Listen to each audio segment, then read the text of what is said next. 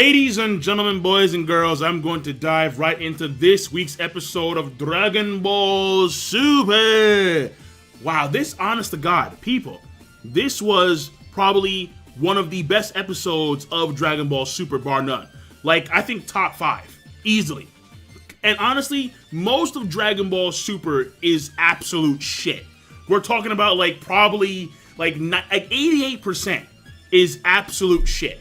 But there are some good episodes. There are some diamonds, not even the rough, just diamonds in the shit pile, right? You have to go deep to find them.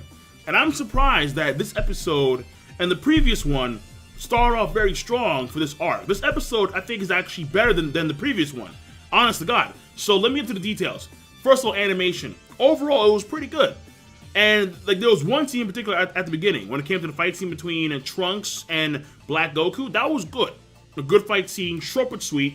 Then you have that purple Kamehameha wave. That was sick too.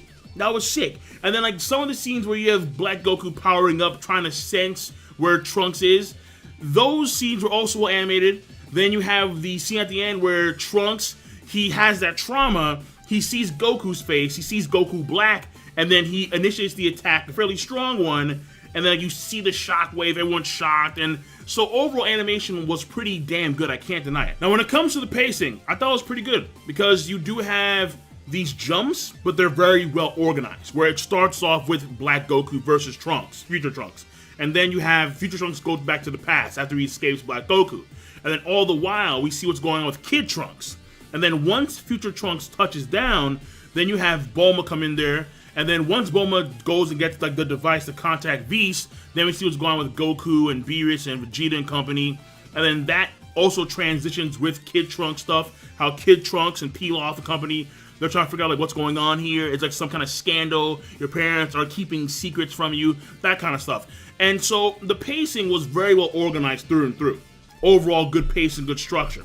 Now, when it comes to the story progression, obviously the fact that Trunks, he has made it to the past is a big deal in of itself. And now you have Trunks attacking Goku because he has trauma, which I'll get to real soon. Furthermore, when it comes to the story, you have Black Goku, or Goku Black, however you want to say it. He is in the future and he's trying to find Trunks. Trunks has escaped him. But the man, he's relentless and he's gung-ho on finding Trunks. Story progression happens simultaneously in both the future and the present. So we see what's going on in the future for the most part up until Trunks leaves and then he goes into the present day, or in his case into the past. But we see that Goku Black is still searching for him, and now he's going to utilize some type of unique method in order to find him. And then we have Goku, gather everybody, they go to Earth, so you have Beerus, Whis, Vegeta, Goku, Future Trunks, Bulma and company, and so they're all there, and you see how it's leading up towards this conflict initially between Goku and Future Trunks because of Future Trunks' trauma. So story-wise, it was a genuine step forward in the simple fact that, again, Trunks is now in the present. And the simple act of him going to the present is affecting the story progression for both timelines, both the future and the present. So overall, when it comes to the story progression, I would say that was overall good as well. Now, when it comes to characterization, this is where I was like, whoa, okay. So first of all, the fact that Future Trunks, attacks Goku, because he has the trauma. When he sees Goku's face, he sees Goku's face, and he immediately sees Goku Black. And I like the way how when he sees Goku, there's a color shift, almost as if to represent that Trunks himself is not seeing clearly. His vision is skewed.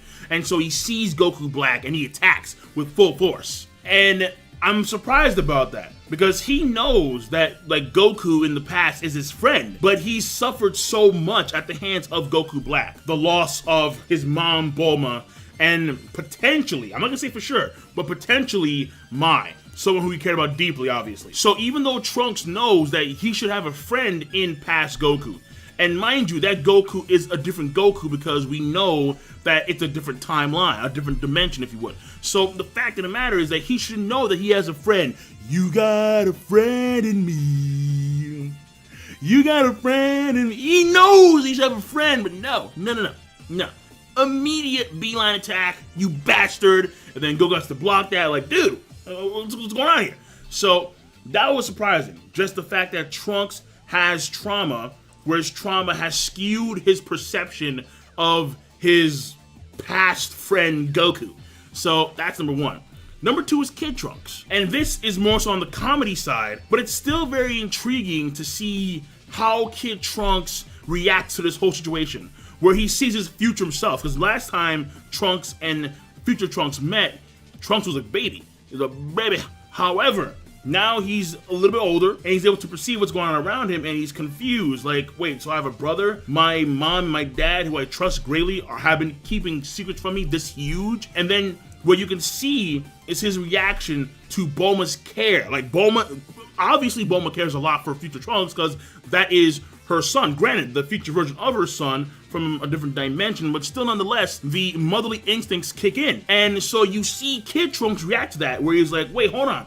Why do you guys care so much about that? And then find out his name is Trunks, he's even more freaked out. So when it comes to his characterization, just him reacting to what's going on is, I think, very intriguing. It's funny, but it's very intriguing, very fascinating, and it does give him some characterization. Then finally, we have Goku Black himself. Again, you guys know how I feel about remods, okay? Like, same character, different skin, and whatnot. But despite my feelings for modifications on previous characters being reintroduced in like various forms, Goku Black is coming off strong as all hell. Like, I mean, that is undeniable.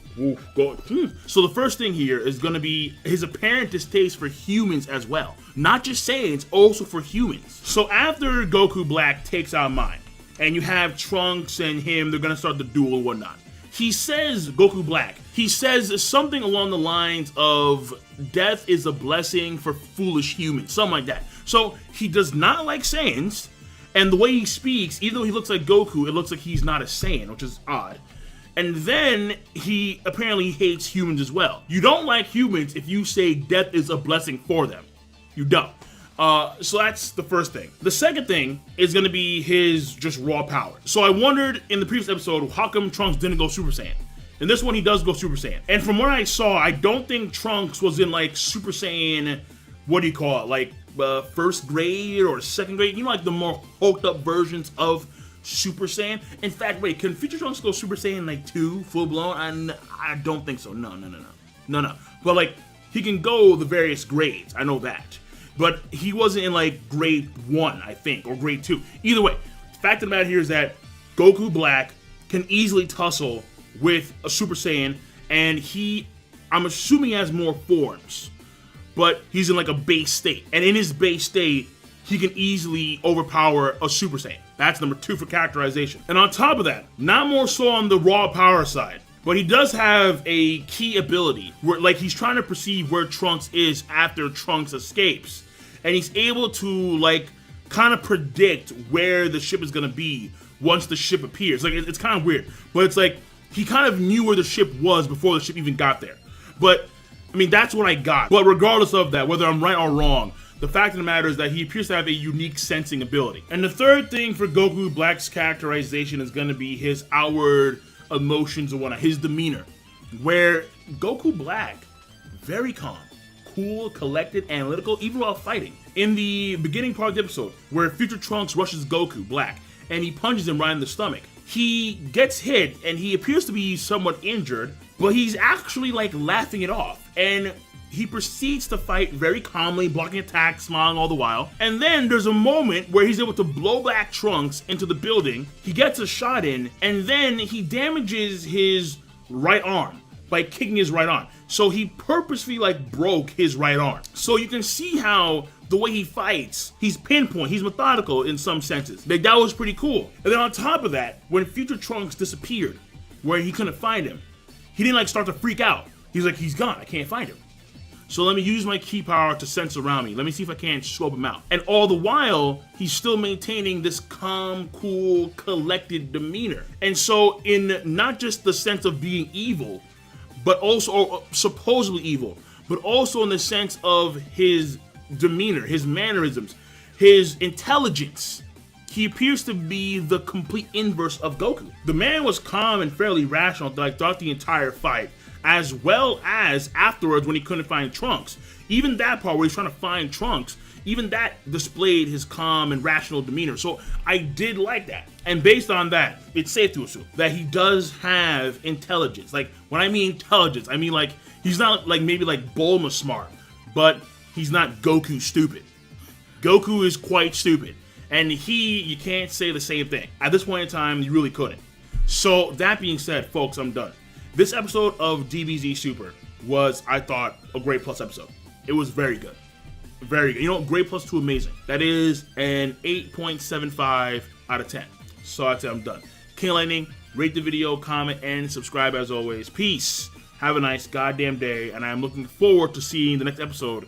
Because in that episode trailer, it looks like Goku Black, like, makes it to the past. I don't know how. He has some ring thing, like some, like, dimension opens, and it's like, bro, like, it's some pretty intense stuff. So, yes, I have my gripes, but overall, even I can admit, they're starting off fairly strong when it comes to this arc of Dragon Ball Super. So, I'll see you guys and gals later. Have a nice one.